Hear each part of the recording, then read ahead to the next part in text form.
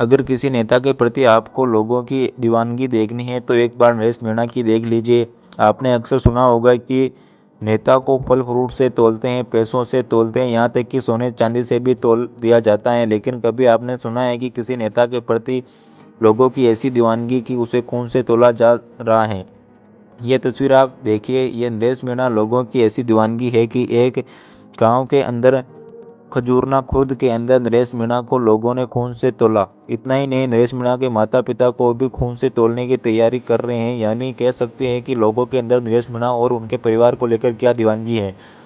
पाया नरेश मीणा जहाँ पर भी चल जाते हैं, चाहे समय रात के 1 बजे हो, लेकिन भारी संख्या में नरेश मीणा के साथ करवा देखा जाता है। और करवा का आप अंदाजा भी इस बात से लगा सकते हैं। आज विस्तार से आपको बताएंगे कि अंततः चुनाव कौन जीत सकता है, किसका क्या समीकरण बन रहा है। नरेश मीणा को आप देख लीजिए और नरेश मीणा का डर तो क्या कहेंगे, लेकिन नरेश मीणा ने जिस तरीके से अपना माहौल क्रिएट किया है, राजस्थान के वर्तमान मुख्यमंत्री भजनलाल शर्मा और पूर्व मुख्यमंत्री वसुंधरा राज सिंधिया को जो बीजेपी ने वहां से मोरपाल सुमन को मैदान में उतारा है खुली जीत के अंदर, एक तरफ वर्तमान मुख्यमंत्री और दूसरी तरफ वसुंधरा राज पूर्व मुख्यमंत्री, और उनके बीच के कैंडिडेट मोरपाल सुमन रोड शो आज जनता के अंदर कर रहे हैं। कल प्रमोजन भाया के लिए सचिन पायलट मैदान में उतरे थे।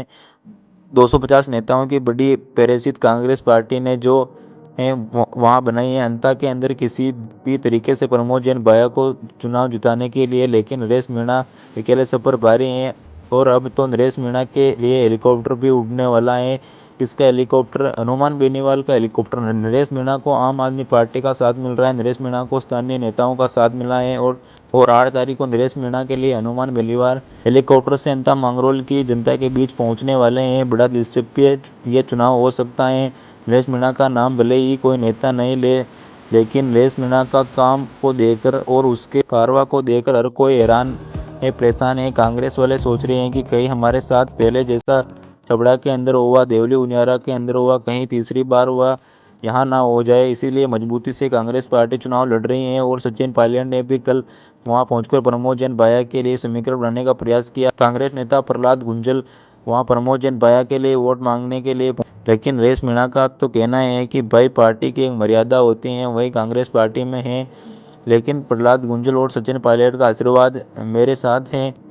अब कितना आशीर्वाद किसके ऊपर है और कितना जोर लग रहा है और उसे जनता पर कितना असर पड़ेगा, ये तो 14 नवंबर को ही पता चलेगा। लेकिन फिलहाल की जो स्थिति है, भारतीय जनता पार्टी ने आज जो अपने प्रत्याशी मोरपाल सुमन के लिए यहाँ पर रोड शो किया है, जो रोड शो के पूर्व मुख्यमंत्री वसुंधरा राज सिंधिया और वर्तमान मुख्यमंत्री भजनलाल शर्मा, वह दोनों तरफ से, और बीच में मोरपाल सुमन जो वहाँ से बीजेपी के लिए प्रत्याशी, खुली गाड़ी में जनता का अभिवादन स्वीकार करते हुए ये कार्रवाई एक तरीके से आगे बढ़ रही है। जिस तरीके से ये रोड शो चल रहा है, हालांकि भारी संख्या में वहां पर वसुंधरा राजे और सीएम भजनलाल के लिए पहुंचने की वजह से एक बड़ी लंबी कतार जो है वही नजर आ रही है। और ऐसा माहौल लग रहा है कि मोरपाल सुमन टक्कर में है।